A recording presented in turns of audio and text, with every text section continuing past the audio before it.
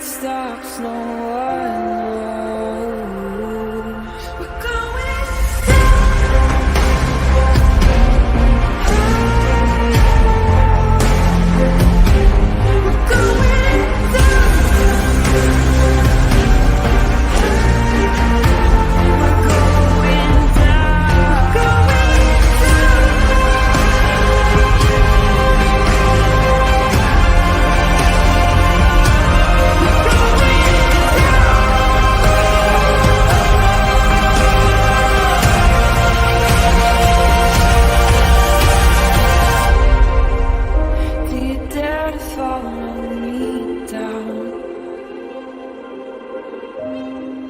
head into the unknown. Na, na, na, na, na, na, na.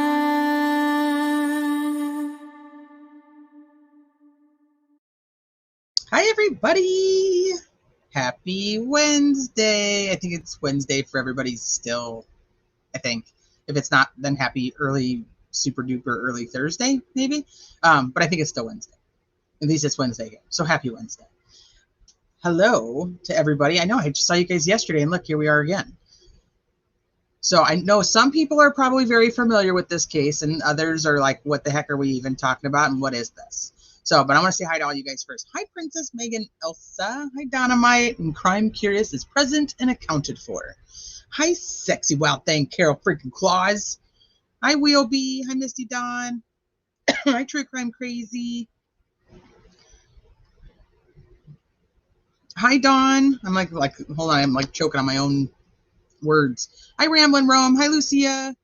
Hi, Steely. Hi, Inspector Gadget. Hi, Sweet Caroline. Hi, Leosa.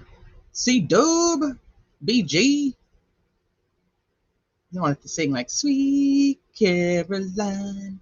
Dun, dun, dun. So, hi, Dina. Hi, Cool Gamer. I don't know if I missed anybody. Hi, everybody, if I missed you. So this is, Naomi Irion is actually the second case I ever covered on this channel.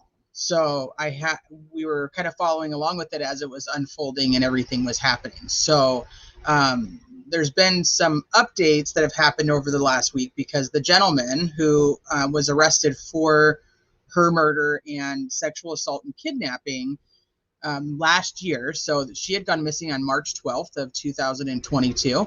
And so the gentleman was arrested. I believe he was arrested right around end of March, maybe beginning of April of last year. So he's gone through the ups and downs of court, you know, filing his motions and whatnot. He's been deemed incompetent a couple of times and then deemed competent. He was on suicide watch a couple of times. I don't need to tell you all of this because you're going to end up hearing some of this in the press conference. But last week, they found him in his cell unresponsive. He had hanged himself. And I was very torn on how I felt about this because I wasn't sure how the family was going to feel. Like for me, I'm like, yeah, whatever, like that, worthless anyway. So go ahead and do what you got to do. But on the other hand, I was like, this family has been through so much and they've been so vocal. And her sister was very, very outspoken. She had her own TikTok where she would talk about Naomi. And sometimes she would just talk about just her sister in general. Sometimes she would talk about the case or any updates with the case. She ended up moving actually up by Reno with their brother who Naomi had lived with, Casey, so that she could be there for the trial process and all the court hearings and things like that. So I was worried, like, are they going to have like a sense of not being able to get the answers that they needed, you know, to heal?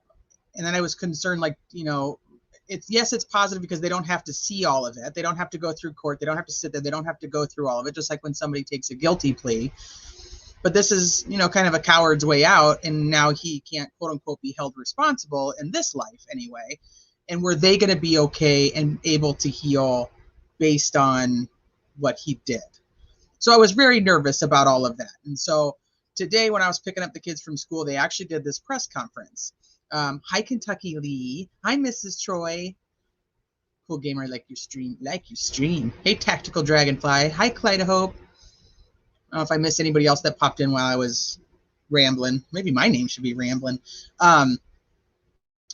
But they did this press conference today, so I was, kind of keeping an eye on it while I was, doing the mom stuff. And then I was like, I want to share it with you guys specifically because I really appreciate the work that they put into this, and I do believe that people should see it and people should know, and the family should be able to hopefully start healing based on even this. So they did this press conference and they put together almost like what they were going to present at trial, which is incredible for people like us who are like, hey, now we don't get to know what happened because he went and did this.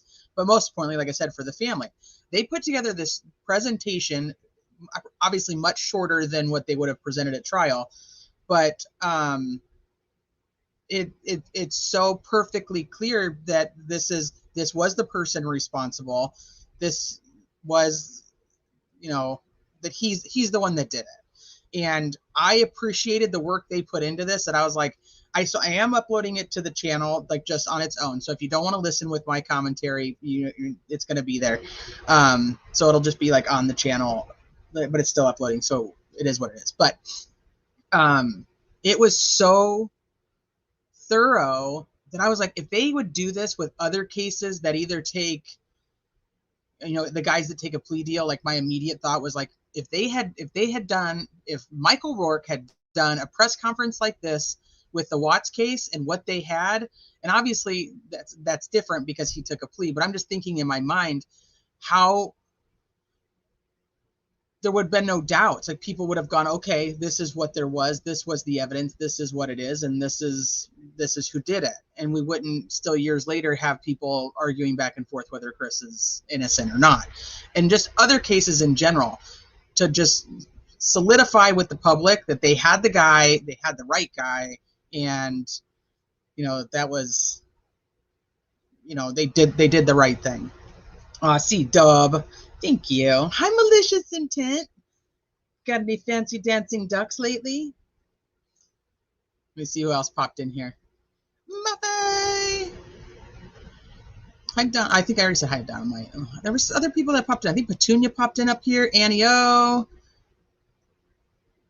Hi, you guys. I missed the press conference. Thanks for covering it, Diane. No problem. Like I said, I really respected the amount of work they put into it, and I was like, this needs to be shared. Like they not only does this family deserve it, but this law enforcement deserves it for freaking doing this for the public and for the family, so that nobody could come to them later and be like, you know what, he probably didn't do it, and now your sister's killer is probably still out there, or anything stupid that happens on true crime social media crazy stuff.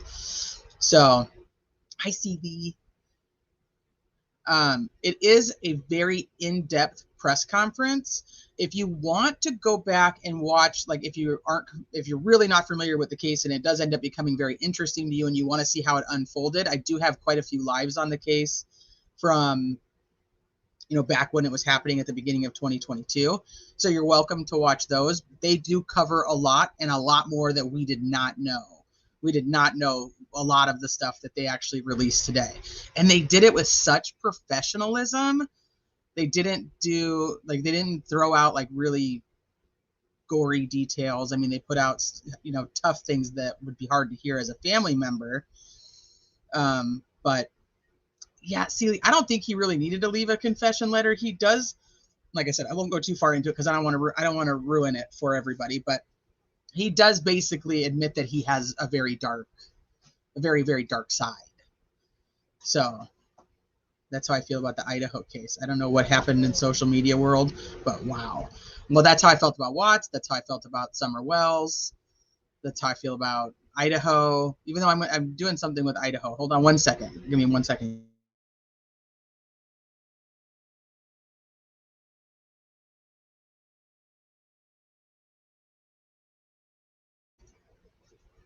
Husband had a question, so forgive me. Shamita, I love you. 11 months, man. We've been doing this a long time now, huh? Hi, Quinny. Okay. So I am doing something with Idaho 4 where I actually sat down and went through all the old interviews, every single thing I could find, all the family members, the coroner, the prosecutor, the chief of police, the spokesperson, every single interview I could find from the beginning, and when they were just releasing like tidbits here and there. And there's probably close to like 6 hours of interviews on the Idaho 4 that I've found, and there's one in particular that is interesting that I cannot get to work. And if you guys are into the Idaho 4, like I want to start doing, I'm going to start going through each of those interviews, like with, as so we can go back to the beginning. You guys feel like, I feel like the beginning is where the real answers are, and then the hubbub that happens nowadays when they aren't releasing a bunch of stuff, it kind of gets a little skewed, or people start interpreting things how they want to. So I just kind of want to go put that back out there. I want everybody to kind of see it and go, hey, this was what was said, not XYZ, and we can go from there. So, hi, Thistle. Oh, you want to help, Mel? Okay. Yeah, so there's an interview that was done on News Nation with Ashley Banfield with the coroner. It's about a 10-minute interview. And this was also a struggle with this case because, like News Nation, they take these interviews that they air live and they go through and they splice it into like 4 or 5 minute segments, and then they post them all in the 4 or 5 minute segments. So they can basically edit whatever the heck they want from their main show, and we don't get the full thing. So there was a 10-minute interview done with Ashley Banfield in the coroner. It was like on November 18th-ish, I think. And when this was all happening, the interview was gone. Nobody could find it. And the News Nation ended up putting up, I think, like a 3-minute segment, and it's the one where she says the coroner says they were all asleep in their beds. And you guys are probably all familiar with what this interview is, but they took out the majority of the conversation. Hi, Seth. Hi, hippie chick. And they took out the majority of this interview with the coroner. And so somebody had said to me in a chat one time in an Idaho chat, and this was back in like December, like, good luck ever finding that interview. And I was like, I'll find it. And I found it. I found the interview. I sent it to myself in my messenger, like, this is the interview that doesn't seem to exist. It's like gone. So as I was putting all these interviews together to go through with you guys, I was like, I'm going to pull that interview and put it in here, right? Because it's the coroner interview. LOL, challenge accepted. Exactly. And the article, which I'll show you guys when we start doing Idaho, like I said, I don't want to get too far off what we're actually here to do. But the interview I found in a news article that somebody had taken it, they put the whole interview inside the news article. Well, I can't get it to play now. When you go to click on it, you get the ad that you get like in the articles, and then the article won't work.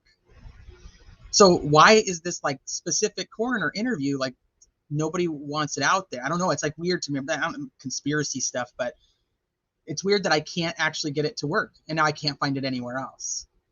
I can get like the 3-minute chunk, but that's it, not the rest of it.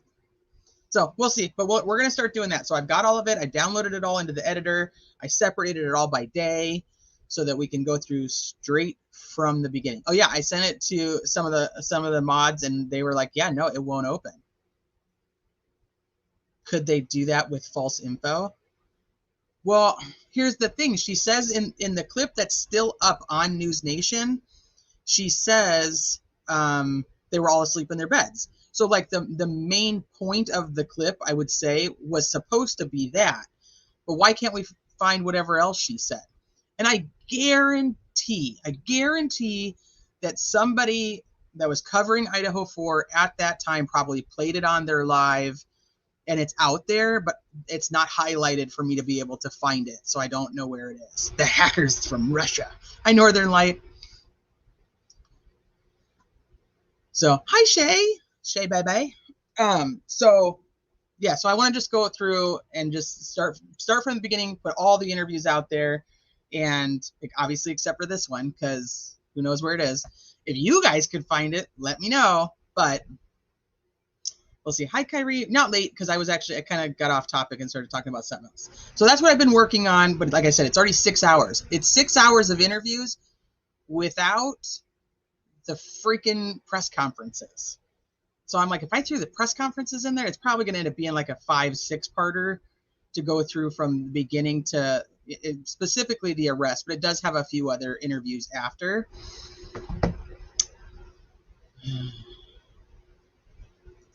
Yep. So we'll see. Hi, garden grower. I don't know about that, but thank you. There's a lot of smart cookies out there.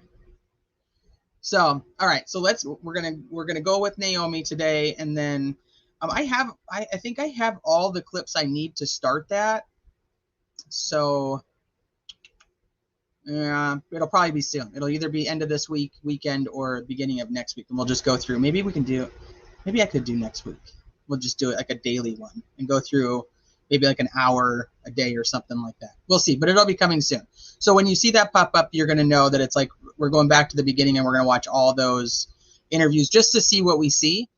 And then there was a live that I had done, I think it was with Allie, where we actually wrote down all the questions that we had before we moved on to another case.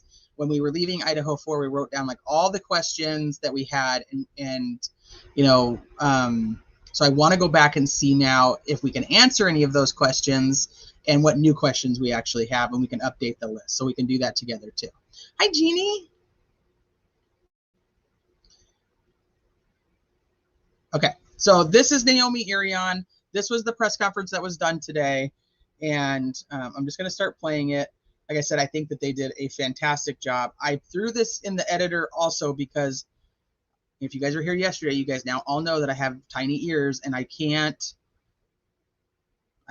hear. So I needed to throw it in the editor because I can't stand these press conferences where I can't hear what they're freaking saying. So if it's too loud or not loud enough, let me know and I can adjust it. Oh, you were true crime crazy? That was a while ago. It feels like an eternity. Yeah, so we're going to go back through those. Okay. So the quality is not my fault, just FYI. Sometimes it gets a little blurry, but then sometimes it clears up. So I'm going to mute myself, though, because otherwise you got Vietnamese small ears. I got tiny ears. I can't hear stuff. Transparency and community information sharing. Today we are sharing with you the entirety of the Naomi Irion case. Lieutenant Tyrell Joyner has created a narrated presentation of the entire case. I ask that you hold your question until the presentation is concluded. Before we continue, I want to share my thoughts with you to avoid any confusion. I have seen the insurmountable evidence against Troy Driver. I know that Troy Driver was a coward who preyed on the vulnerability of an innocent young woman that was Naomi Irion. And Troy Driver proved he was the coward that I knew him to be when he took his own life instead of facing justice. I know this is not the closure the family or law enforcement wanted or anticipated. I empathize with them. However, I do not have any empathy for the damned soul of Troy Driver. A common question that was submitted is, how was Driver allowed to be in a maximum security housing unit and not in an isolation cell under 24-hour surveillance? Followed by, what mental health services, if any, were provided to inmate Driver? To answer these two questions, I want to share a timeline of inmate Driver's incarceration in the Lyon County Jail. On March 25th, 2022, Troy Driver was arrested and booked into the Lyon County Jail. On March 31st, 2022, FAST, where the Forensic Assessment Service Team contacted Driver in the jail, and he refused their services. On August 18th, 2022, Lyon County detectives recovered a confession letter and a suicide note. Driver was placed on suicide watch at that time. On August 18, 2022, driver met with the psych nurse and adamantly denied being suicidal. Driver admits to writing the letter, but wants to be housed in a normal cell in the maximum security housing unit. On August 19, 2022, driver meets with the psych nurse again and denies being suicidal. The psych nurse removes driver from mental health observation and discharges him in the maximum security housing unit of the Lyon County Jail. On August 20th, 2022, driver attempts suicide for the first time. August 22nd, 2022, driver meets with the psych nurse again, which he denies being suicidal and describes being overcome with guilt due to his family having to deal with his incarceration. On August 23rd, 2022, an outside medical professional who is a psych doctor sees driver and reports that he is stable. On August 25th, 2022, driver meets with the psych nurse. Suicide watch is discontinued. However, driver is placed in an isolation cell on a mental health observation and under constant video surveillance. On August 27th, 2022, driver meets with nursing staff and is labeled as stable. On September 2nd, 2022, medical staff report driver is doing better and no longer needs to meet with medical staff. Driver states he wants out of his isolation cell. On September 9th, 2022, the psych nurse meets with driver. Driver reports sleep deprivation from the constant checks by deputies on his cell. At this time, driver refuses to take any psych medications. On October 5th, 2022, driver still is in an isolation cell. He denies being suicidal and wants to return to the maximum security housing unit. On October 6, 2022, driver is returned to the maximum security housing unit. On October 15, 2022, driver is seen by a psych doctor for a mental health appointment, and multiple meetings occur with health staff until his next suicide attempt. On March 7th of 2023, driver attempts suicide for the second time and is treated for lacerations on his wrist. On March 9th and March 10th, 2023, driver has a meeting with medical staff on both days. On March 11th of 2023, driver meets with the psych nurse and states he is not suicidal. He only fell on a shampoo bottle. Driver is placed on a mental health watch and again returned to an isolation cell. On April 9th, 2023, driver requests to see the psych nurse. Driver tells the psych nurse he is not suicidal. The psych nurse reports a stable mood. However, driver remains in isolation. On April 20th, 2023, driver is frustrated with isolation. Driver denies being suicidal and again claims sleep deprivation in the isolation cell. During the month of April, driver is seen by medical staff on 7 other occasions with nothing out of routine to report. On May 4th and May 6th of 2023, driver is seen by medical staff. He's reported healthy and working out daily. On June 1st of 2023, driver meets with the medical staff and there's nothing unusual to report.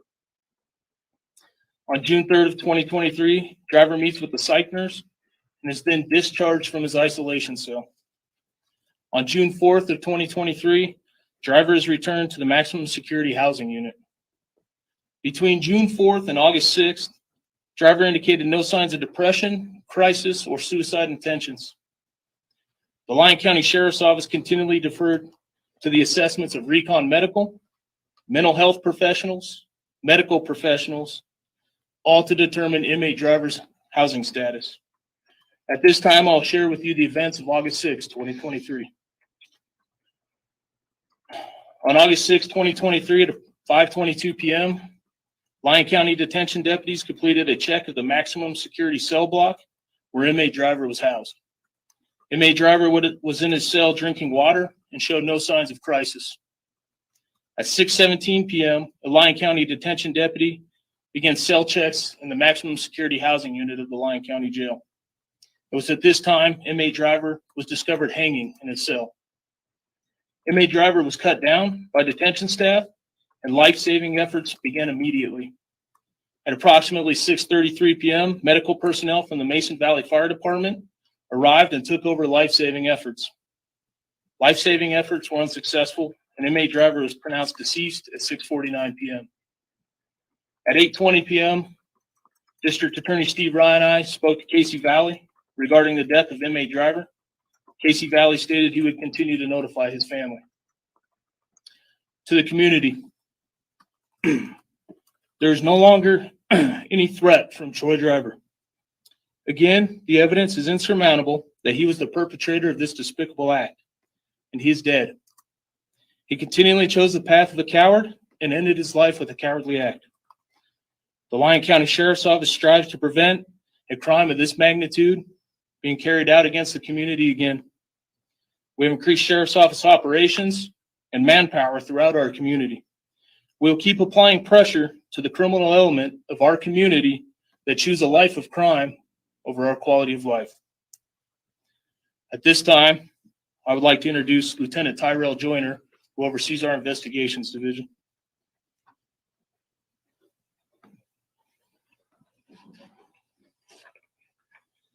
Good morning. I'm Lieutenant Tyrell Joyner of the Lyon County Sheriff's Office Investigations Division. As Sheriff Pope said, Troy Driver committing suicide was not the closure that Naomi Irion's family deserved, nor was what law enforcement wanted. After Troy Driver committed suicide, we knew that the case should not die with Driver and that the truth of his guilt needed to be told. The following synopsis was created in an attempt to provide closure to Naomi's family and friends and to ensure them that Driver was the person responsible for taking the life of Naomi. Okay, so this is before they go into the presentation. So I mean, like already they're just like on it, and the sheriff is like, that guy is a coward. He's a coward the whole time and took the cowardly way out.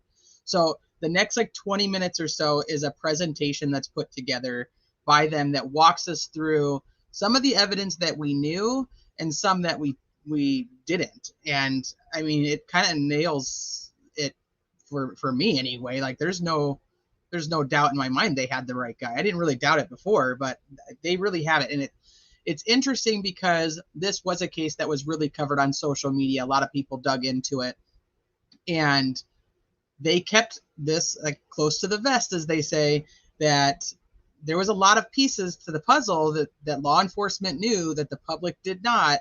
And think this happened in March of 2022.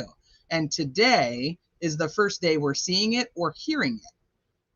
So I love the perspective to be put into other cases where it's like, we think that we have all this. The guy was arrested for her kidnapping. She was found. He was then charged with her murder and the sexual assault.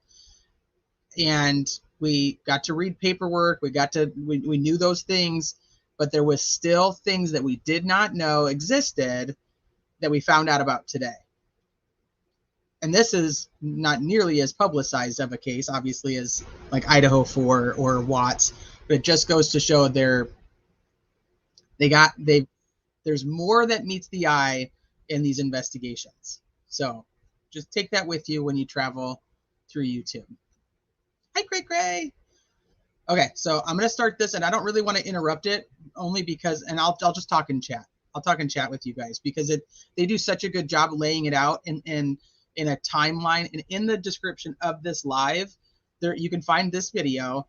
It's in an article, and they also in the article they lay out the timeline of everything that he did. It's a great article, so if you want to just look at that or read through it, you can do that. But this presentation, I think, is something that other law enforcement agencies should really put to use and do. It's 20 some minutes, and that was it. And it shows everything, in my opinion, that needed to be shown. So, but I think that this would be good for a lot of other cases to do that we don't get the closure on, that end up just going crazy on social media. So I'm not going to interrupt it, but I'll be talking to you guys in chat. On March 12, 2022, Naomi Irion was kidnapped from the Fernley Walmart located at 1550 East Newlands Drive, Fernley, Nevada. Investigators learned that Naomi was kidnapped and driven against her will to a remote mine site where she was sexually assaulted and murdered. Investigators identified Fallon, Nevada resident Troy Driver as the suspect. Driver was ultimately arrested and charged for the crimes against Naomi. After 3 separate attempts over a 17-month period, on August 6, 2023, rather than facing criminal charges with overwhelming evidence, Driver committed suicide while in custody at the Lyon County Jail. The following presentation is a synopsis of the investigation and evidence that has been prepared by the Lyon County Sheriff's Office Investigations Division. The following presentation has been made in an effort for transparency, as well as giving Naomi's family and friends closure. 18-year-old Naomi Irion was a resident of Fernley, Nevada. On March 14, 2022, Naomi was reported missing by family members. Naomi was reported to have been last seen the morning of March 12, 2022, when she had left home for work. On March 15, 2022, the investigation was assigned to the Lyon County Sheriff's Office Investigations Division. Detectives learned that Naomi worked at the Panasonic Energy of North America plant, located in the Tahoe Reno Industrial Center. Detectives learned that typically Naomi would drive her 1992 Mercury Sable to the Fernley Walmart. Naomi would park her vehicle in the Walmart parking lot, then ride a shuttle bus to work.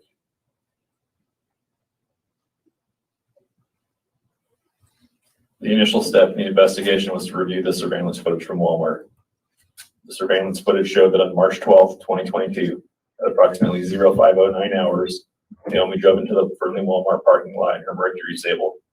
Naomi parked her vehicle in the parking lot on the east side of the building. Naomi was seated in the driver's seat of her vehicle while waiting for the shuttle bus.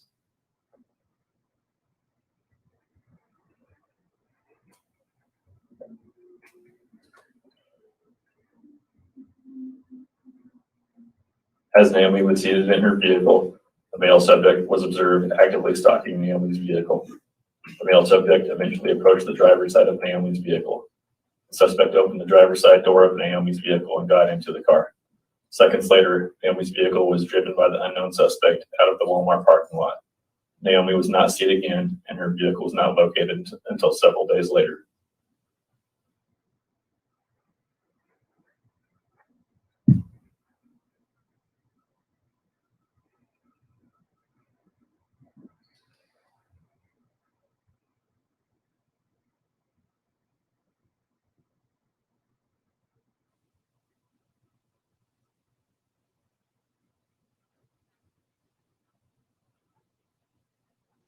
There's some parts of the video where they let the entire surveillance play out.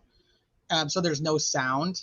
So just FYI, I don't think that you've lost sound, because there's a couple different pieces where they have like 2 minutes of surveillance, but they don't talk over it. Oh yes, Wheelby. Yes, he had priors. He had served like 15 years. He was released, I think, 2012, but don't quote me on that.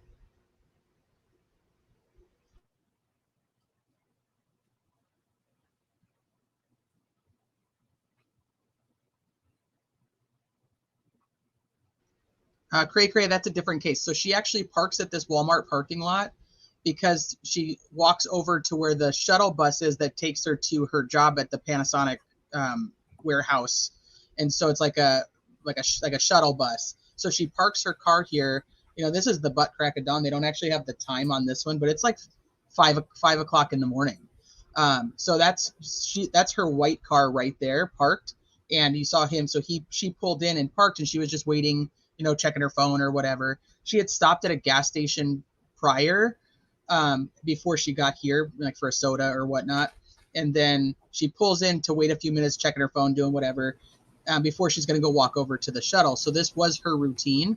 But we'll learn later on, like, that he knows that this is a routine for a lot of people that are looking to take the shuttle, you know, so they don't have to drive their car the whole way.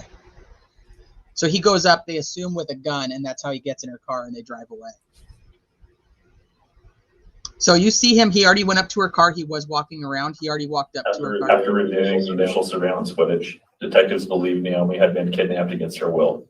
Detectives further analyzed the video surveillance from Walmart and determined through triangulation and recreation that the suspect was between 6 foot and 6'3" in height. The Lyon County Sheriff's Office immediately began searching the area for Naomi's vehicle. Detectives also began conducting emergency location pings of Naomi's cell phone. Detectives learned that Naomi's cell phone had been turned off on the morning of March 12th, and there was no location data available for Naomi's phone. On March 15th, Naomi's vehicle was located in Fernley. The car was located in a dirt lot on the east side of Duffy Road between the Lowe's Home Improvement Store and the Sherwood Williams factory. The car was seized as evidence and later processed by forensic technicians with the Washoe County Sheriff's Office Forensic Science Division. Detectives began to collect video surveillance from nearby businesses. Detectives located video footage of Naomi's car being driven southbound on Duffy Road, then parked in a dirt lot on the east side of Duffy Road. Naomi's car was parked in the dirt lot on March 12th at approximately 15:31 hours. An unknown suspect was observed walking away from Naomi's car after it was parked in the dirt lot. The unknown suspect walked southbound on Duffy Road.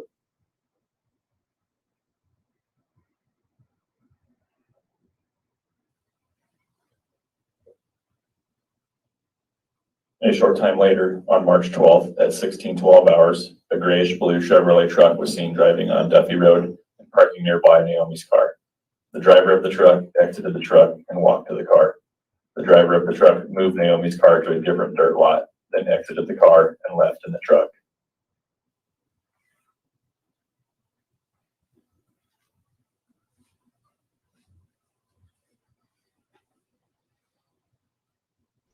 If I remember right, this is another one of those long silences. So I was saying in the chat, when they found her car, there was a ton of news people that were out there, so we could all see where her car was found. But all of this footage, like, we'd never seen any of this. We didn't see that he actually drove the truck back there, goes to the car, and all the things that are about to happen. The next thing that we saw as the public was a screenshot of this truck, which they'll show us here too. And that's all we knew. So we knew that law enforcement was looking for this truck, but we didn't know they had all this surveillance from basically almost every location that the both of them are that morning. Allie, you didn't follow this one? I covered this one. I'm almost positive you were there for it because it was some of my very first lives I ever did. And you were like my number one supporter, pushing me to keep going. So I imagine you might remember a little bit of it.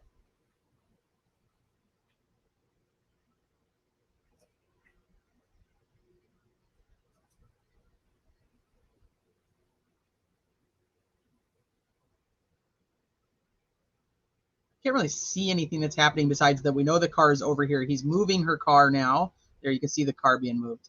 And then his truck is parked here. So, all right, I'm going to stop talking again because I think they start talking soon.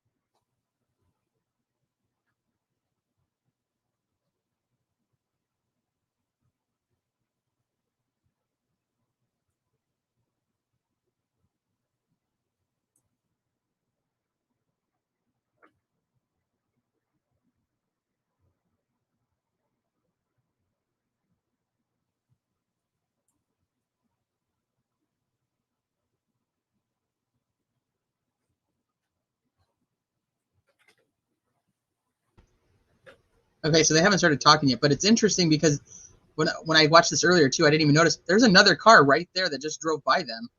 Like, I wonder if that person would have even known, was a witness to anything.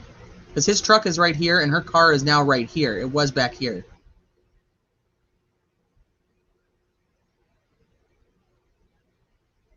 Interesting.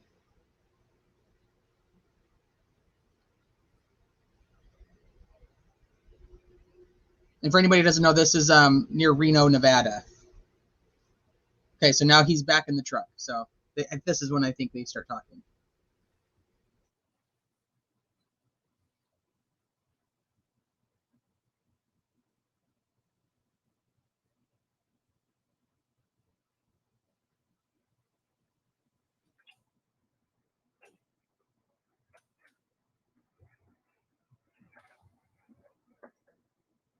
Based on the fact that the driver of the truck had physically moved Naomi's car in the dirt lot, detectives believe the driver of the truck was involved in Naomi's disappearance.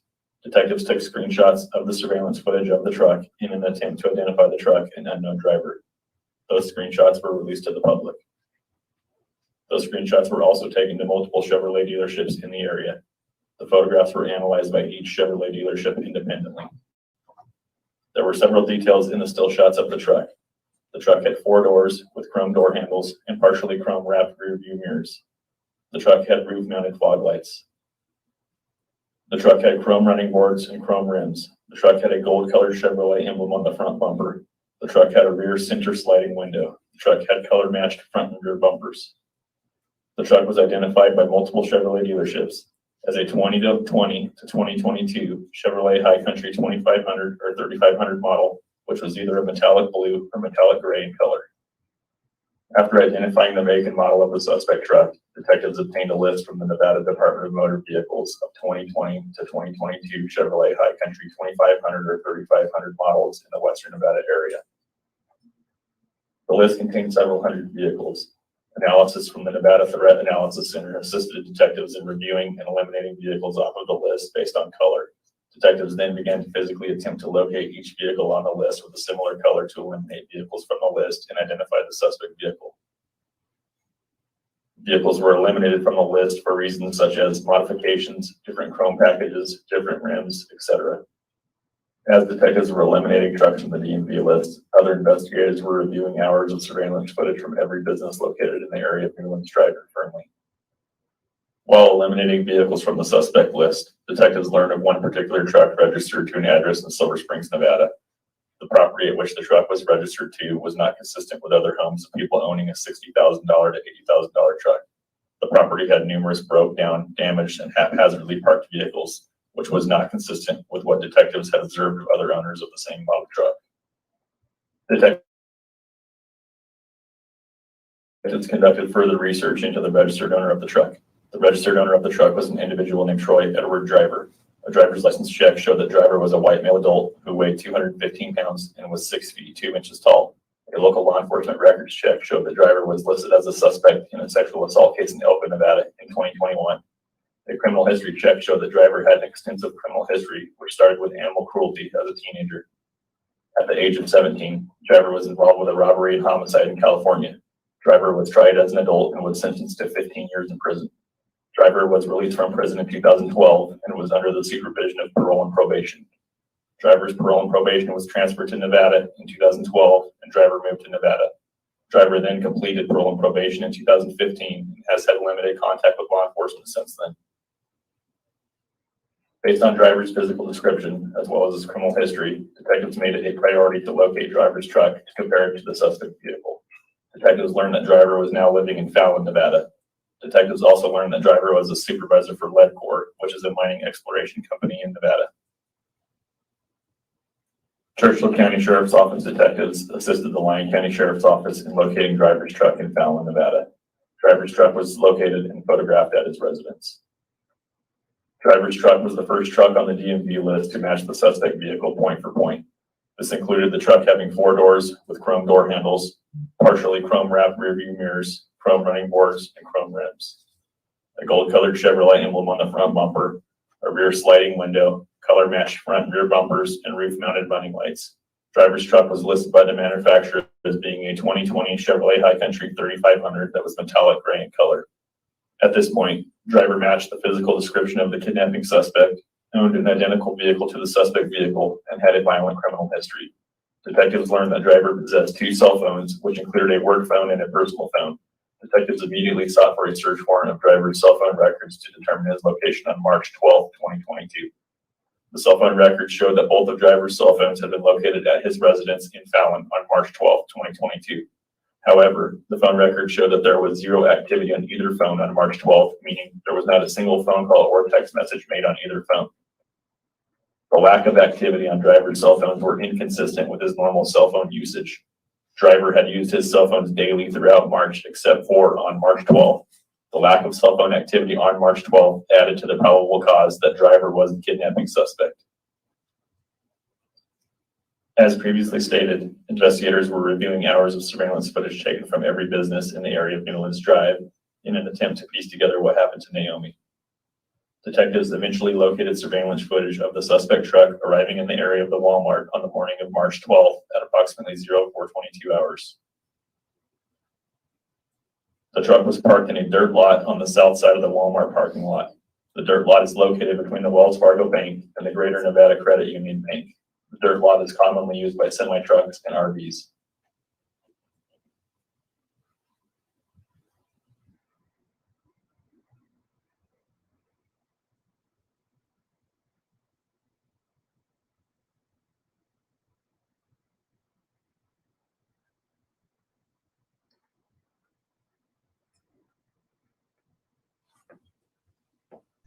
This is all footage that we did not know existed still. So they actually have him parking On March 12th at 0509 hours, Naomi's car is seen entering the Walmart parking lot from Newlands Drive. At this point, the Chevrolet High Country truck is already parked in the dirt lot south of Walmart. After Naomi's car is parked, the kidnapping suspect can be seen walking across the Walmart parking lot from the dirt lot where the Chevy truck had been parked. As previously stated, the suspect stalked the vehicle for several minutes. Eventually, the suspect entered Naomi's car and drives away with Naomi.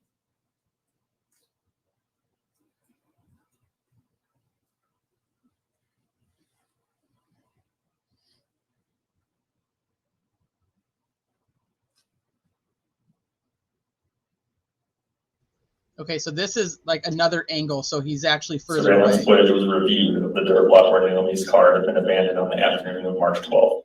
The suspect exited the car and walked southbound away from the car. Detectives were able to piece together the movements of the suspect by combining different video surveillance footage in the area. The surveillance footage showed the suspect walk from Naomi's abandoned car to the Chevy truck parked in the dirt lot south of Walmart. As the suspect walked from Naomi's car, the suspect made a westbound turn crossing Stanley Drive near the Greater Nevada Credit Union. Inadvertently, the suspect walked past the surveillance camera near the Greater Nevada Credit Union that gives a clear view of the suspect's face. The suspect was immediately recognizable as Troy Driver.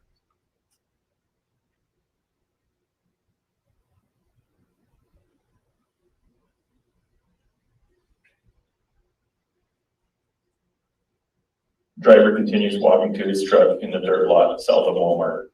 Surveillance footage confirmed driver's truck had not moved since being parked in the dirt lot at 0422 hours that morning.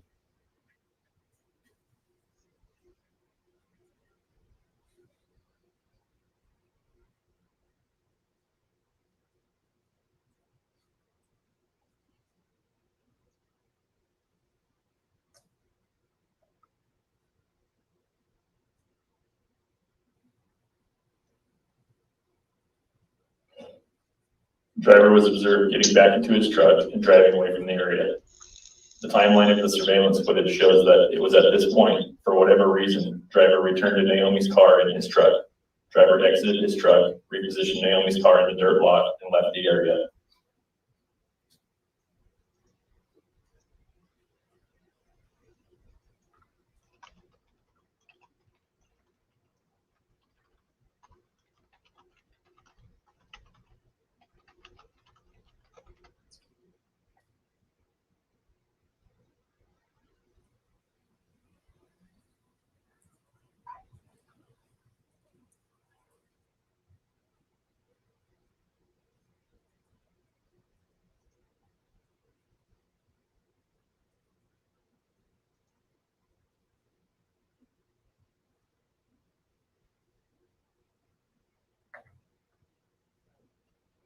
At this point in the investigation, there had been no activity on Naomi's cell phone, social media accounts, or financial accounts.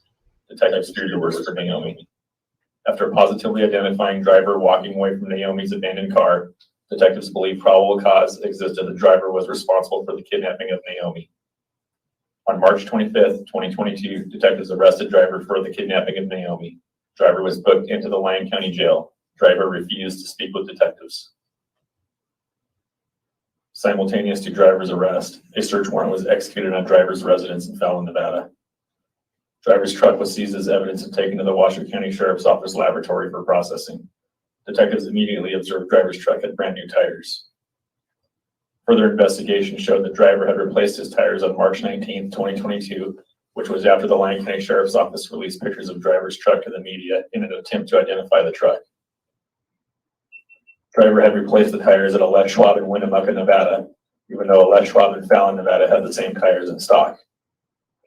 Detectives believe the local media surrounding the investigation had led driver to travel away from the area to replace the tires in fear of drawing attention to himself.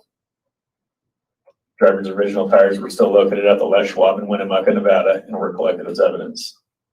After driver was arrested, law enforcement began to receive tips about driver.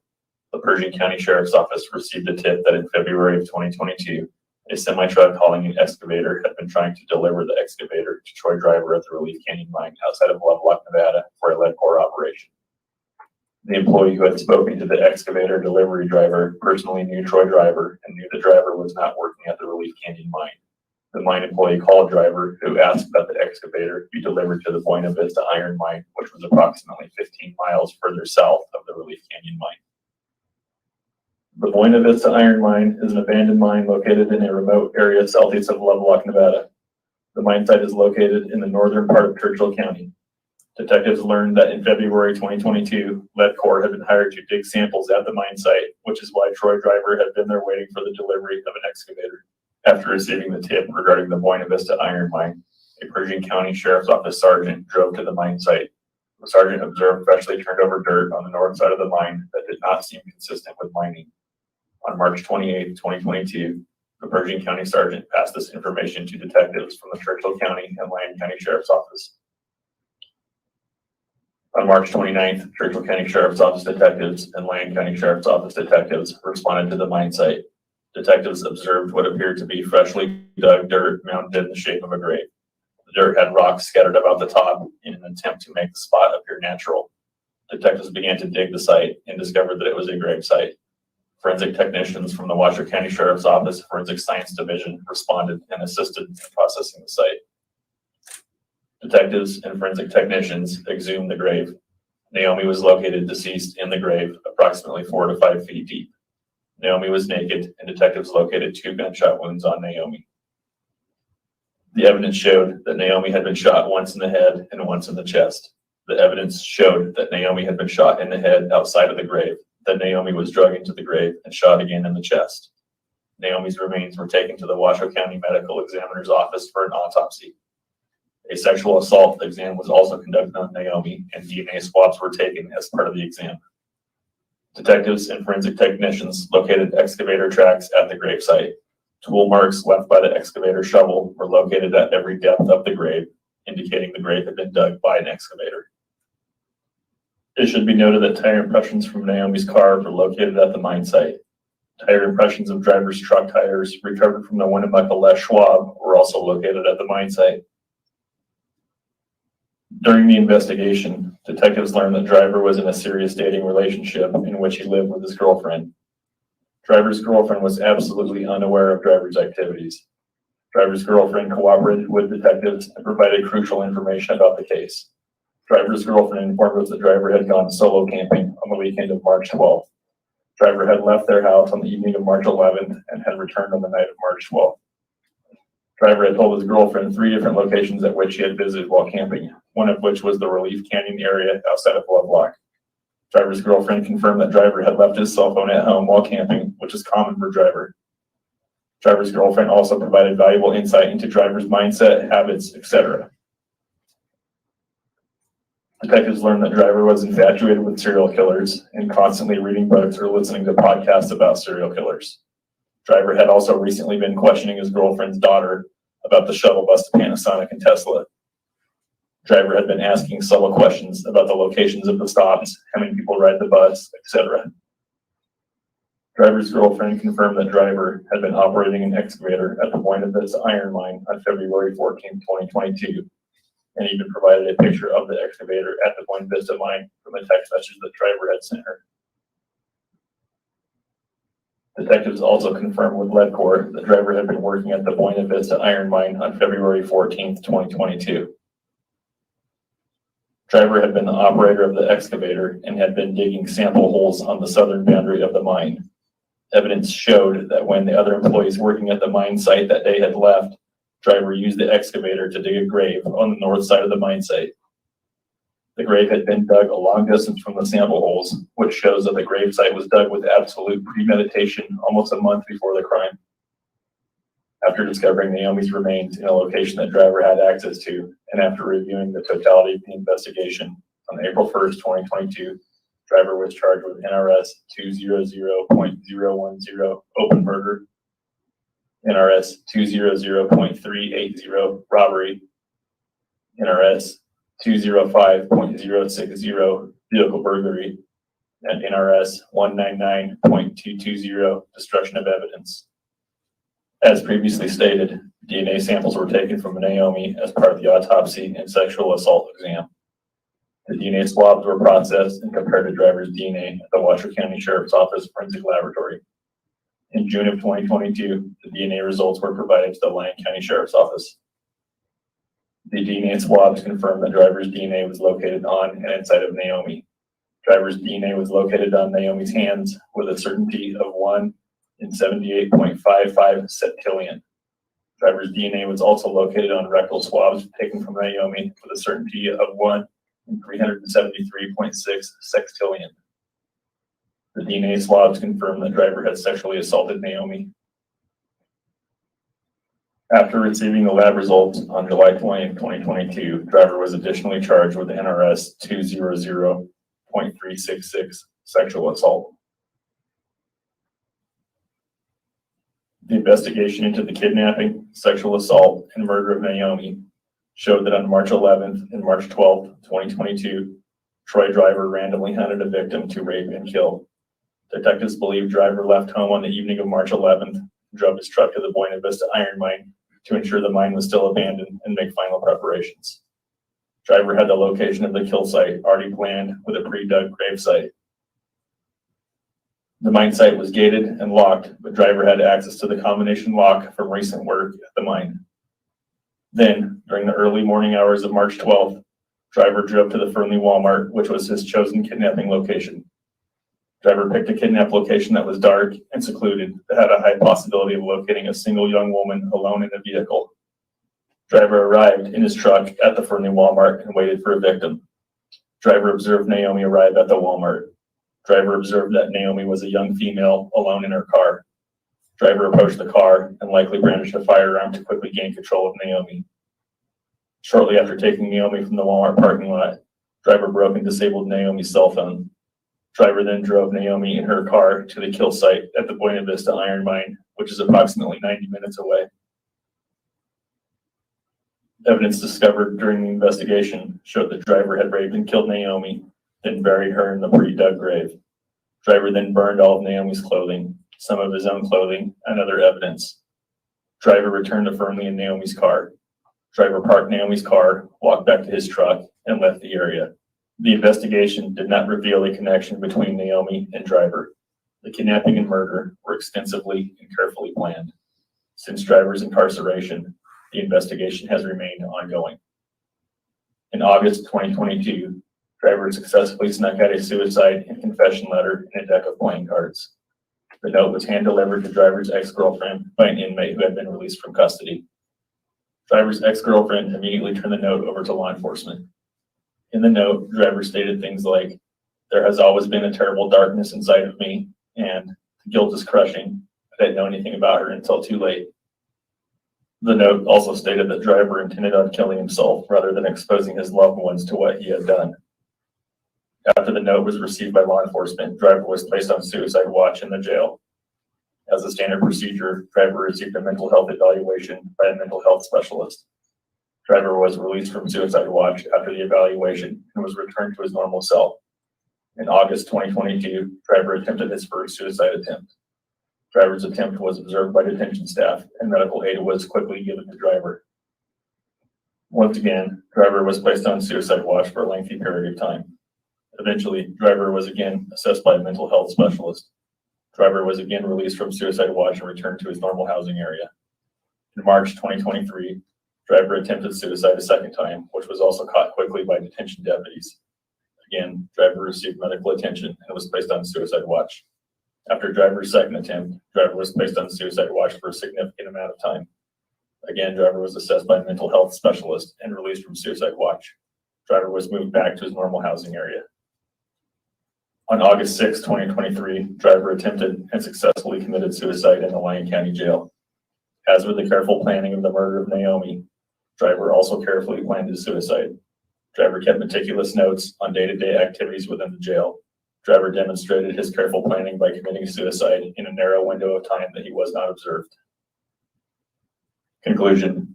Naomi was a beautiful person with her entire life ahead of her. Naomi's life was taken from her by an evil person. Speaking on behalf of the Lyon County and Churchill County Sheriff's Office Investigations Divisions and every other detective, officer, district attorney, and citizen that aided in this investigation, Naomi will live on in our hearts forever. It was an honor to try and serve justice for Naomi. Our heartfelt condolences go to Naomi's family, whose lives were changed forever by a selfish and evil person. The Lyon County Sheriff's Office would also like to give a special thanks to the Nevada Threat Analysis Center, who didn't take a day off until driver was arrested. The Lyon County Sheriff's Office would also like to thank the professionals at Champion Chevrolet and Wildlife Chevrolet for their assistance. A special thanks also goes to every law enforcement agency involved in this investigation, to include the Churchill County Sheriff's Office, the Federal Bureau of Investigations, the Washoe County Sheriff's Office Forensic Science Division, the Pershing County Sheriff's Office, the United States Marshal Service, and the Pyramid Lake Tribal Police. Okay, so there's still another section where some more people come up and talk, but I want to kind of go through this so make sure everybody knows what exactly he did. So he leaves his phone at home, tells his girlfriend he's going camping. He drives around, does whatever, goes and parks in this dirt parking lot next to the Walmart because he's now already questioned his stepdaughter about the comings and goings of this shuttle and where does it stop and what does it do. So he goes there with the intention of looking for a victim. There's no indication that he knew of Naomi being there. A month prior, at one of his work sites, he used an excavator to dig a grave that he just left there, like ready to go. So February 14th, he digs the grave. March 11th, he leaves his house to quote unquote go camping, no cell phone.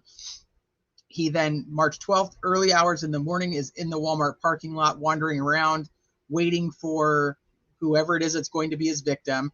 She's there. They can't prove it because they don't have it on camera, but the thought process is that he put a gun to her and got her to take him, basically almost has her drive to his death or to her death. And he goes about 90 minutes away to this work site where he had dug this grave, sexually assaults her, shoots her, puts her in the grave, shoots her again, covers it up, burns her clothes because he leaves her there naked, burns her clothes, burns some of his clothes, takes her car, drives it back, parks it at the Sherwin-Williams, and then walks from the Sherwin-Williams over back to the Walmart, gets his truck, drives the truck back to the Sherwin-Williams, decides to move her car closer to the road. So moves her car, gets in his truck, and drives back to his house with his girlfriend and stepdaughter. He then parks the truck in, he closes it around with all the other cars. So it's like hidden in all of his other like shabby cars and everything else. It's like hidden inside of there. And I'm almost positive it was a neighbor, and I don't know if they actually said that in this, but from just thinking back, it was a neighbor who was like, hey, I think my neighbor has that car. So they go to look, and I think Quinny even said this in chat too, that it doesn't seem like the type of person who's going to have this type of truck. He doesn't take care of it the way that somebody who would take care of, or who would have this $60,000-$80,000 truck. It's like his home doesn't match his vehicle, basically. So they take the truck, and the truck, he had gone on March 19th and bought new tires. But he doesn't just go to the one in town. He actually goes much farther away to get his tires changed, even though they look and that those tires were in stock at the local tire place. And so they know that he left, and he basically changed the tires because now on the news, we know that we see surveillance of this weird person walking around the parking lot. We know how tall he is approximately based on that. We don't know where he parked. We don't know where the hell he came from, and we don't know where he went. But then we know that there's a truck that all of a sudden pops up on the news, and they're like, hey, we need information about this truck. So he now knows they know his truck. They're like, hey, he's like, oh shit, like I got to do something. So that was in dirt. So he obviously assumes like they're going to know my tires. So if I can go change my tires, then they won't be able to match those tires to my truck, and I won't be the person that's in trouble for this. So he's got some things that he's thinking like clearly about, like leaves his phone at home, changes the truck tires, hides the truck, and hi butterfly kisses, hi Tiffany, hi Tia. And so he hides the truck, and then he's not driving. That's the other thing, is that the following days he doesn't drive the truck. Once the truck is on the news, he stops driving it like to work and stuff like that. He's got it hidden in those cars. So they end up figuring out that it's him, which now we know they have all the surveillance of him driving around. They have the surveillance of him parking. They have the surveillance of him where you can see that he's moving the car around, and you can see his truck. And then they have the big surveillances of him walking back to his truck, and you can clearly see it's him. So the other stuff is like super grainy, but that one is clearly him. And so then they start talking to the girlfriend, and the girlfriend's like, hey, he went camping, but he left his phone here.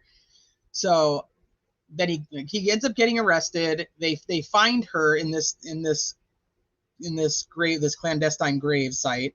They know everything they did, so then they end up charging him with the other additional charges after the kidnapping.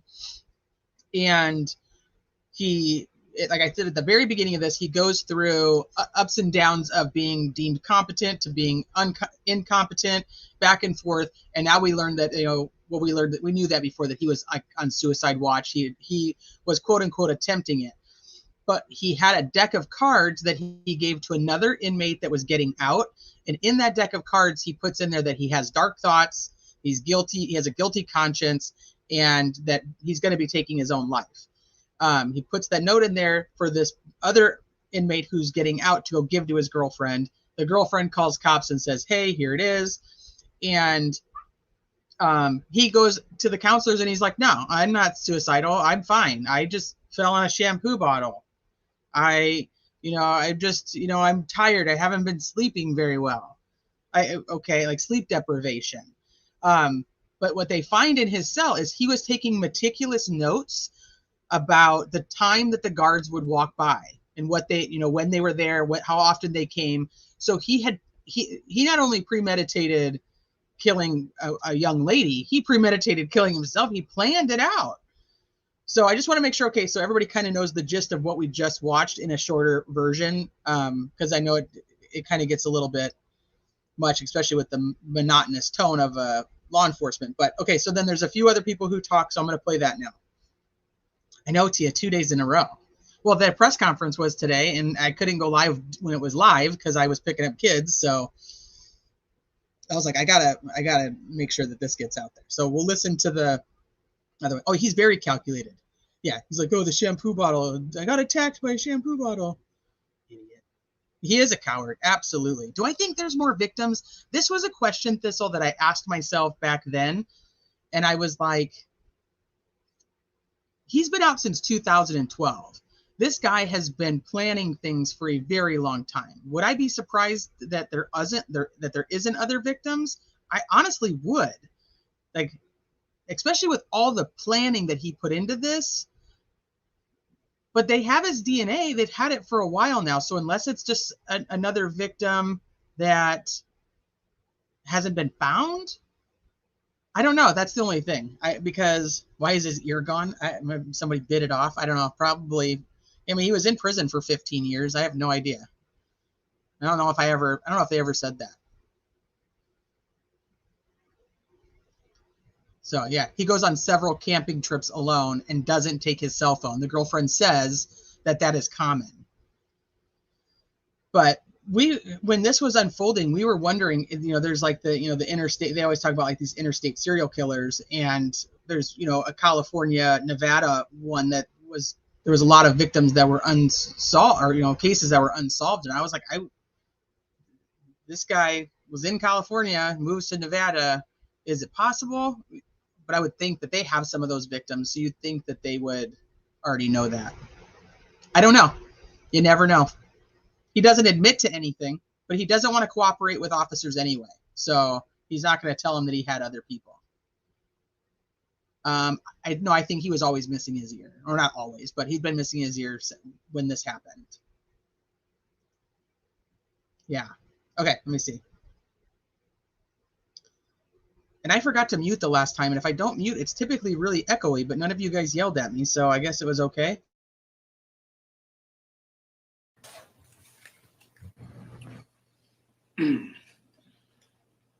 Each member of the media will also receive a thumb drive that contains a copy of that presentation. At this time, I would like to introduce District Attorney Steve Rye.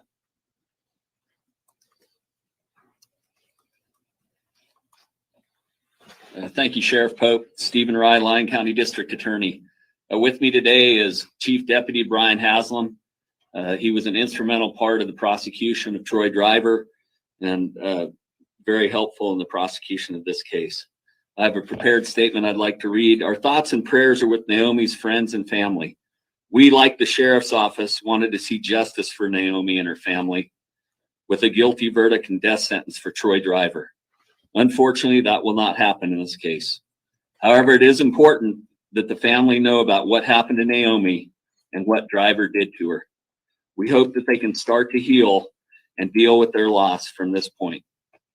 The evidence in this case of guilt of Troy Driver in the kidnapping, sexual assault, and murder of Naomi Irion is overwhelming. There was nobody else involved.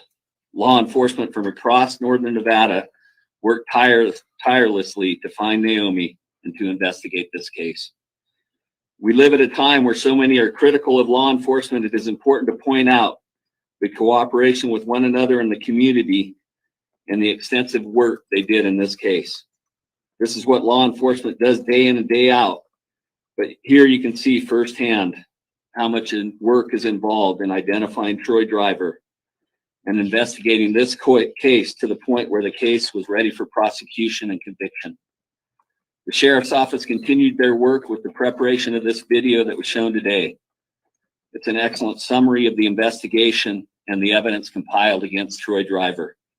A special thanks to Lieutenant Joyner and Detective Sergeant Kesmers for their work on this case from the start and helping put together today's presentation and helping to put Troy Driver in jail. The DA's office is certain that the appropriate jurisdiction for this case was Lyon County.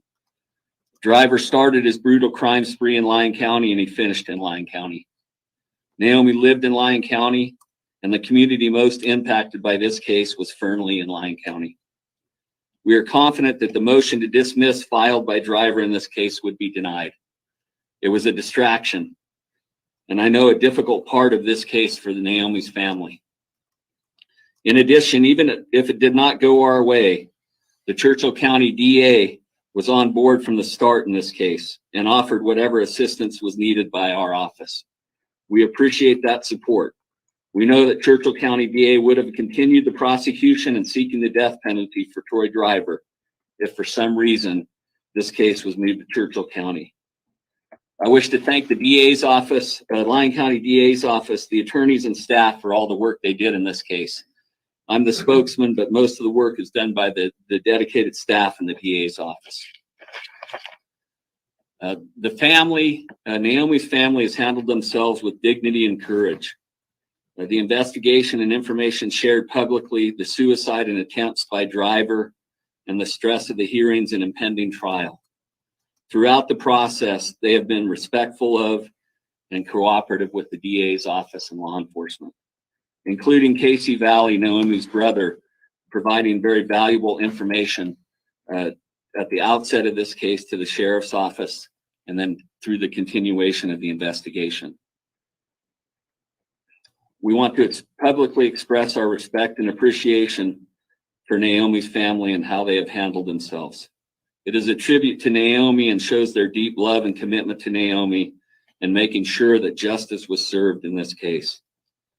Lastly, the DA's office would like to pay a special tribute to Naomi today.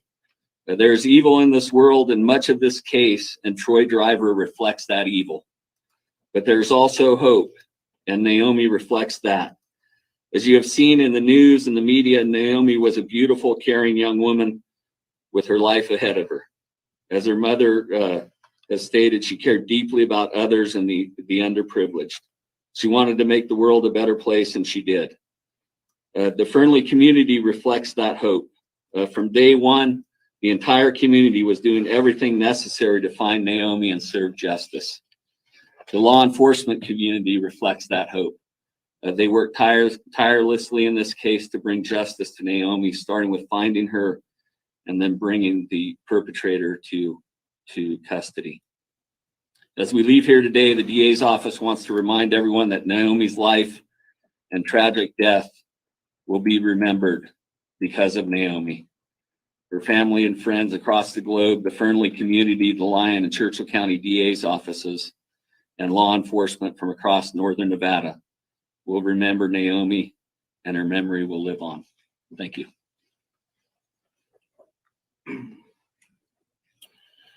Naomi's mother, Diana Irion, has written a statement that Taylor Allison, the Lyon County Emergency Manager, will now read.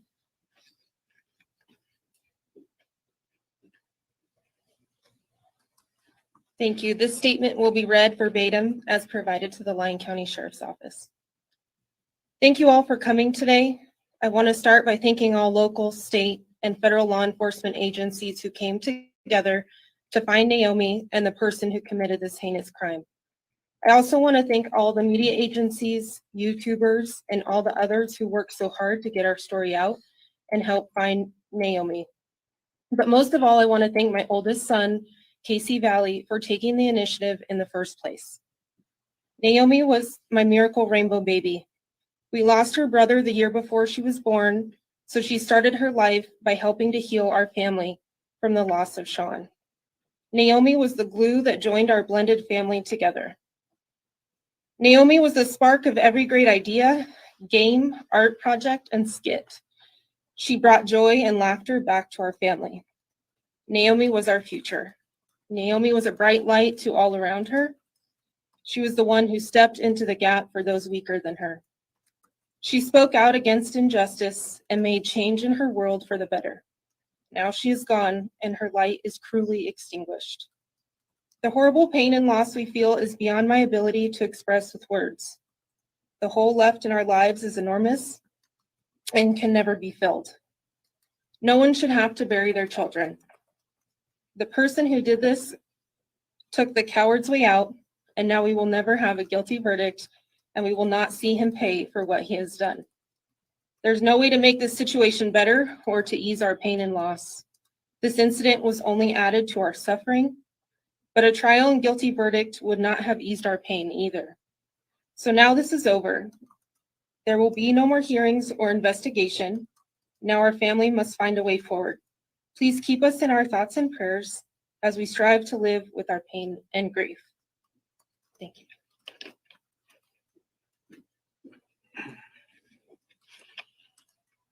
Now I'd like to introduce Casey Valley, Naomi's brother.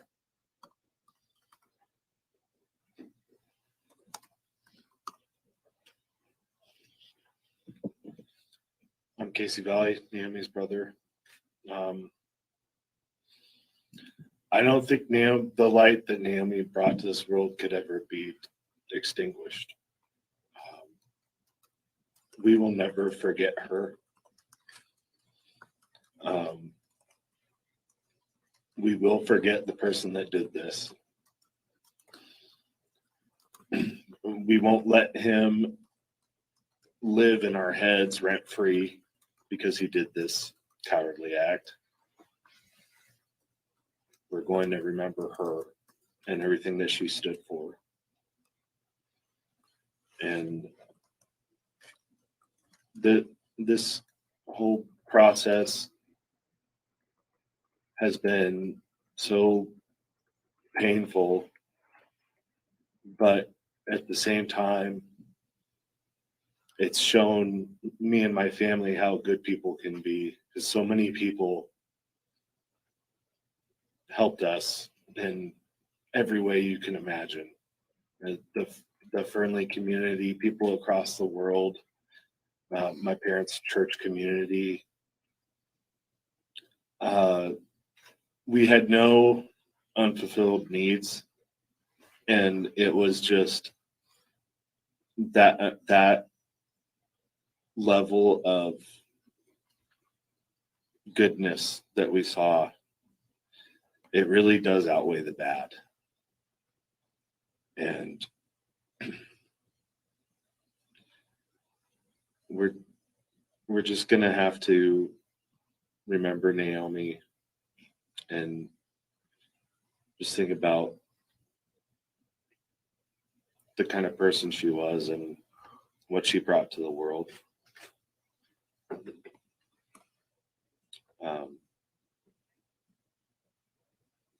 That's all I have. Thank you, Casey. Now we'll begin to answer questions from the media. We'd like to start on the left side of the room, work our way to the right. If your question is directed at myself, District Attorney Rye, or Lieutenant Tyrell Joyner, please state so the right person can answer that question. I'm not sure you're who addressed this to, but is driver's DNA being used in any cases?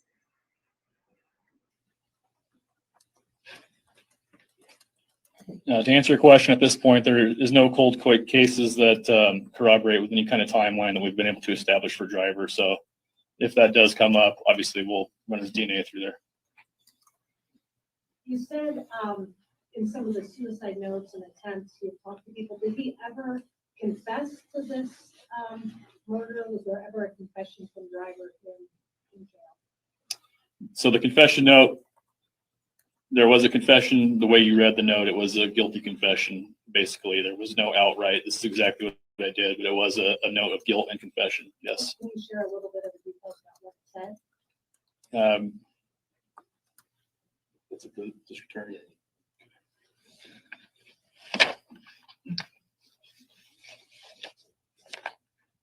I don't want to read the whole thing because it's pretty lengthy, but I'll find some stuff in here.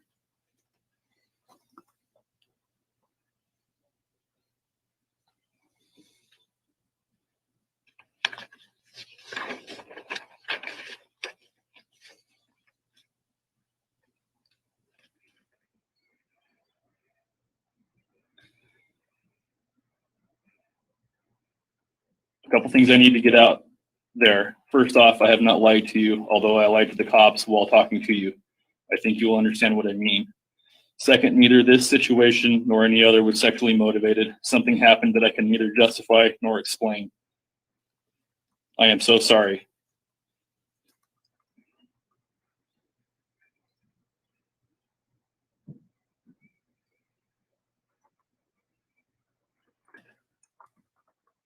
As this is probably my only chance to explain my decision, I will do so first. First off, the guilt is crushing.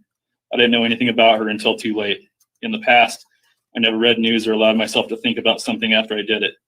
I don't expect you to be able to understand this, but the pain and suffering of families and friends hurts me as bad as anybody. I'm not able to avoid it here, and it is destroying me. It continues on with several other statements like that. Just quickly, how long was that note, and then when was that note written? Was it after the first attempt, or was that the one in college to the girlfriend? This note was recovered in August of 2022, so this was prior to the first attempt. And that was in the deck of cards? Yes, ma'am. Yes, ma'am. Is it easy to get a note like that out in a deck of cards if you want to just thing? Well, normally it's something that you don't think necessarily that the inmates can buy their own commissary items, and it's maybe not necessarily something that's considered searched on the way out, but our policy has been updated since then. So it was definitely a learning curve for us. And it's handwritten and it's just one page? Yes. And since you talk about policies being updated, has there been any other updates in light of that? That's a question for the sheriff. As far as what happened with the investigation or the death of inmate driver. Our policy states within 72 hours, we review any death, in custody death in the Lyon County Jail. That was conducted by medical staff, investigative staff, the community, members of the community, and the results of that have shown that the Lyon County Sheriff's Office operated within policy. And there is, and the district attorney, I'm sorry, was involved in that, shows that there was no, we weren't operating outside of policy, and no changes are planned on being made at that time. Has there been a suicide before? Yes. When and who? I'm not going to release that information, and I don't know the exact date to give you. Were the different suicide attempts in the past with a different method? And what was the item that he used to hang himself? The first suicide attempt, he attempted to hang himself from the cell block. The second suicide attempt, he attempted to slit his wrist. And the third and successful suicide attempt, he hung himself with items from his cell.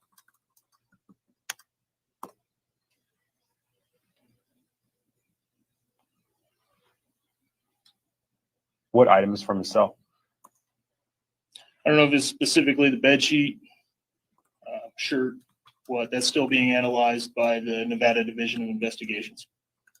And you said that it was carefully planned in a small window of time that he wasn't under surveillance. How small of a window of time, and how was he able to determine? So he kept meticulous notes of deputies' movements inside the jail, inside his housing unit, the maximum security housing unit. He knew that when the deputy completed the cell check, that he had less than 1 hour to complete his act. Because he was not under the 24-hour supervision at that time? He was not under video surveillance, correct?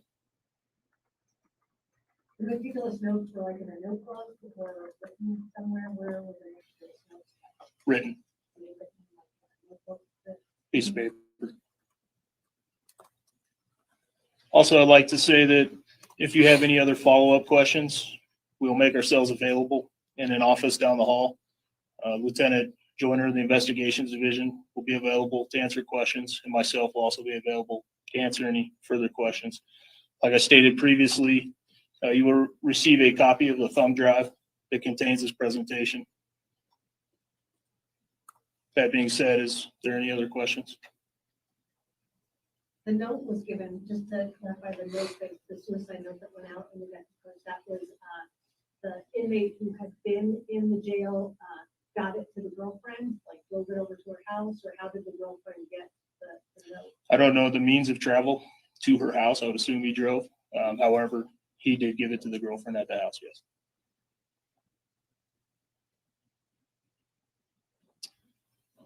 Thank you. This press conference is over. My condolences are with the Irion family. They remain in my thoughts and prayers. Thank you. Okay, so that's the end of the press conference. Cray, he had been on suicide watch multiple times, and then I'm going to say therapist, but that's not, I don't know if that's necessarily what they would call them there, but the professionals would say, okay, he's released. And so then he would go back out. So he was still being watched. He had to be monitored, but he was monitored every hour. And so, have I seen the full surveillance video? Did you play it when I was driving? Not the full surveillance. I played the whole clips that the presentation that they put together. So I probably played that while you were driving. But technically, Cray, yeah, he wasn't on suicide watch anymore.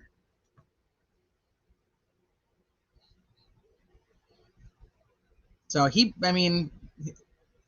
attempted it multiple times, but then he would tell them that he was fine. He wasn't actually trying to commit suicide, but then he would leave these notes. So he left this note, and then he sent the note to his girlfriend, his ex-girlfriend, in the deck of cards. So, but there was one other thing I wanted to show you guys, because I had found it today, and I wish I had found it before, because it was one of the big questions that I had about the family. So let me just pull it up real quick. I'll play this for you guys. Yeah, psych nurse. Thank you. Yeah. One of the most Therapist isn't the right sensational word. crimes here in northern Nevada in recent memory, an 18-year-old Fernley woman abducted, waiting for a shuttle to work. Surveillance of her kidnapping left behind. A community-wide search and the arrest of her alleged abductor. KOLO 8 News Now's Terry Russell shows us with the suicide of Troy Driver, there will be no murder trial and no closure for Naomi Irion's family. Casey Valley wears a rainbow bracelet in honor of his sister, Naomi. This is, it's all worn away now, but this was a justice for Naomi Irion wristband. I've worn it so long that all the letters are gone now, but. Valley says he received the news late last night when Lyon County District Attorney Stephen Rye called him about 43-year-old Troy Driver, the man awaiting trial for the kidnapping, murder, and rape of Casey's sister. I was shocked that it was possible. Valley claims Troy Driver had attempted to take his life 3 times before while in jail. Valley says Driver had been on suicide watch in the past, but he did not know Driver's status as of last night. Another disappointing turn for the family who has endured the murder of a loved one. After coming across surveillance footage of Naomi's kidnapping on March 12th, the community of Fernley, as well as surrounding towns and cities, gathered in an attempt to find her. Can't believe this. This is so much more than we ever expected, and thank you. Driver would be arrested on March 26th. Still no Naomi. On March 29th, her body would be found in a remote area of Churchill County, dead by a gunshot wound to the head. She had also been raped. I feel comfortable saying this now, that I am confident beyond a shadow of the doubt that Troy Driver kidnapped, raped, and murdered my sister. But it would have been important for closure for that to be, for the conviction to have occurred. The crime is still fresh in Fernley residents' minds. The manager of Purcell Tires said he had no problem with posters of Naomi going up around the business as the search was underway. He says Fernley will never be the same. I don't think anything's back to normal. There's been several of our customers that have come in and been concerned about their car, their family, their kids. It's a small community. So I think people are a little bit more diligent than they used to be. It's not the same in any sense. Lyon County Sheriff's Office released the news of Troy Driver's suicide Sunday night. They said they would have further details either later this week or early next week. Meantime, investigators are looking to the events that led up to Troy Driver's suicide and Lyon County Jail's custody of him. In Fernley, Terry Russell, KOLO 8 News Now. So that was an interesting interview with him that I hadn't seen. It's actually from 8 days ago, so closer to when it actually when he actually did kill himself. And I hadn't seen it, so I found it today, and I wanted to share it with you guys. I hope that the family knows that even though there wasn't justice in the court of law, that there will be justice. There is now justice for Naomi. This man can't hurt anybody else. Even though he did take the coward's way out because he didn't want his family to know the things that he had done. Surprise, surprise. And quitting, that is a great point too. There's no closure when it is your family. So it's healing, and that's what I hope for this family, and I always have, and they've always just done everything with such grace.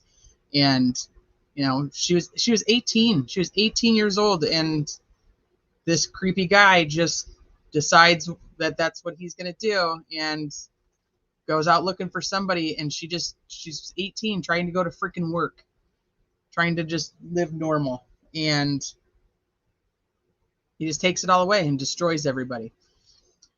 So, but I will never forget Naomi, and I hope that her family is able to find healing, because I think that's all they can do at this point. So let me stop sharing this. But thank you guys for being here. I was so impressed with this law enforcement and everything they did, and putting this together and giving it to the public so that there's no questions at the end of the day of what happened and what he did, and not letting him slide without the public knowing what a piece of shit he is. So I appreciate all of you guys being here. I know that you guys were just here. Some of you guys were here yesterday. So I appreciate you guys coming back another day. And I know some of you guys didn't even know about this case. Like I said, I think this gives you almost the entire story kind of summed up, which was amazing on their part. If you want to watch how it played out, the family did do some interviews. I have quite a few lives on it from over a year ago.